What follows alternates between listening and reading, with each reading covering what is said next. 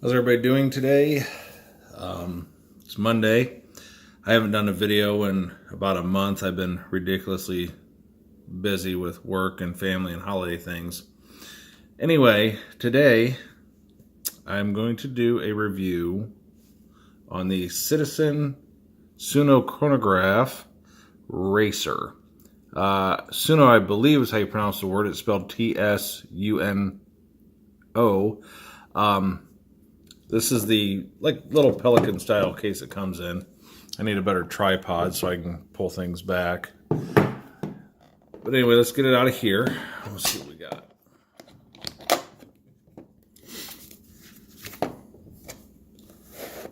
It's a pretty nice watch case, actually. It's got this it's rubberized in here. Just your little foam pillow. This one didn't come with a manual, and it didn't even come in a cardboard box. It came with your little, Citizen registry card, whatever, that you can do online now. They have an app for that. Anyway, back onto the watch. It is, as I said, a tribute or homage to the 1973 Bullhead. It's got a case width of 45 millimeters. I think this watch is pretty close to 16 millimeter thick, maybe closer to 14. Lug to lug on this thing, there's not much. I'm going to say this might 47 to maybe 48 max. It's just not that big. The watch itself is screwed to the lugs, as you can see here on the back. Kind of like it's a different design, but how the movement on a Kinetic GMT Seiko tuna, the SUN 019 and other variants, the movement's actually, I want to say it's bolted to the shroud. That's how it keeps itself in place. Anyway, this watch has the EcoDrive. It's the E210 movement, I believe. They've used it in a couple other watches, and all they really did was just kind of spin it a quarter turn and put it in the case. It is water resistant to 200 meters. It has an anti-reflective sapphire crystal. It's domed. I've seen some complaints about the distortion at extreme angles. I think it's kind of neat. And it has a 1/5 second chronograph movement with a flyback. And I'm going to say this is probably about a 22 and tapers down to probably an 18 at the clasp. I bought this watch strictly because I just think it's really cool and retro looking. Now I got the specs out of the way. I'll give you my kind of rambling feelings on the watch. Things that I don't like. I'll do that first. First, I'll just start with the clasp. There's nothing wrong with the clasp in particular. The milled part's nice. What I wish Citizen would do is make the clasps themselves just a little bit bigger, just a little bit, and be able to throw on a third, maybe fourth micro adjustment, because as you can see, this last link is pretty big. So if they could make the clasp here come back to about here, you can probably squeeze one more micro adjust out of it, and it has their, Citizens, what they refer to as the hidden push button system. The other thing that I could do without, not that I could do without, let's say what I would change. I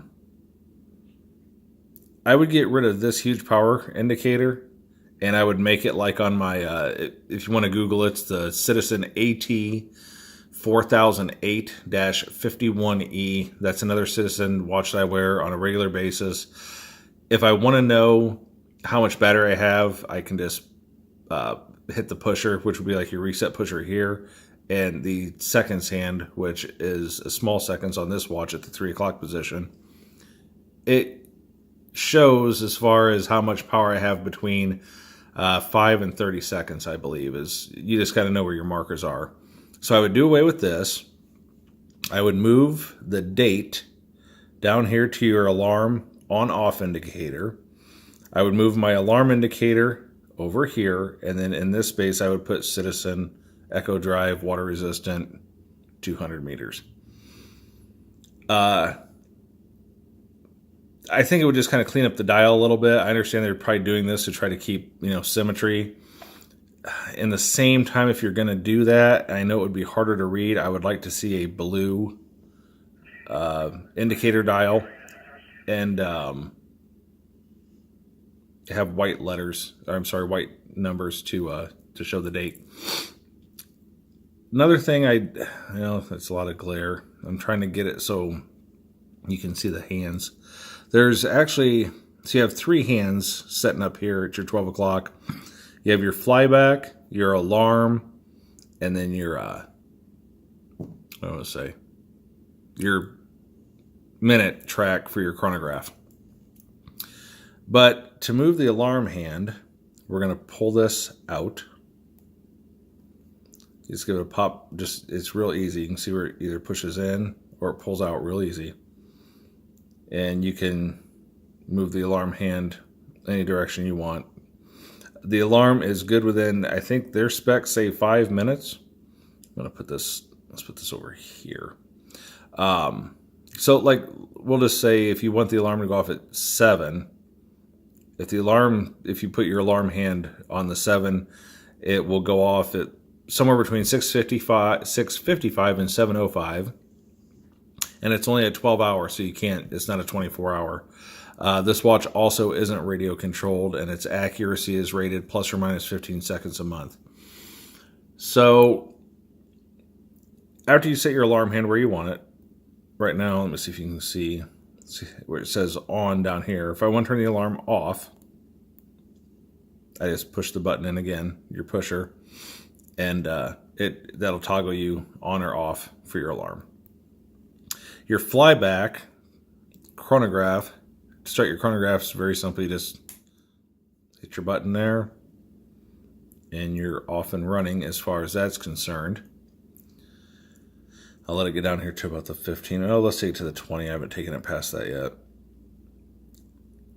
Take it down here to the 20-second mark. Stop it. Want to fly back. Pop it, and it's back where it was. So I'm going to move my alarm hand. I don't know why. I keep it up here up to 12 o'clock. I like it centered if I can get it. See, this is where OCD comes in. Not good. And let's turn the alarm off because I don't want it going off at midnight. Now, as far as the overall design of the watch, I don't understand why the bowl head, I guess if you want to call it that, makes more sense to me than any other watch design. Same with, I believe Grand Seiko has one called the Landmaster Spring Drive, and I think the crown is up here at the 12 o'clock position. Reason being, I'll put this on. My wrist is about 7 1/4, a little over. I said it's a 46 millimeter watch, or 45. It wears pretty good. It is tall, but it does look kind of like a really cool UFO on the sides. But anyway, what I was saying is when you move your wrist, you don't have any crowns or pushers digging into your wrist. So from an ergonomic standpoint, this design to me makes more sense. Trying to think of anything else that I can really say about it. It's going to be kind of a short video. If you have any other questions, you can put them in the comments or whatever. Like I said, this is a YouTube channel that I would like to get it going more, but a lot of it's just I work about 60 hours a week, and I know there's people that work more than I do, but a lot of times when I get done with work, I'm just kind of done. But anyway, cool design, sits on the wrist nicely. Yes, it's tall. It's a little top heavy. it doesn't really bother me. The bracelet's nice for what it is. Now, one thing I will say about the bracelet, I personally hate the pin and collar system. This has it. Most of your Citizen watches that I've encountered usually have split pins, but I think that due to the weight of this watch, they went ahead and did a pin and collar system. So, anyway, that's kind of my take on this watch. And like I said, if there's any other questions, comments, things I forgot, let me know. Thanks for watching.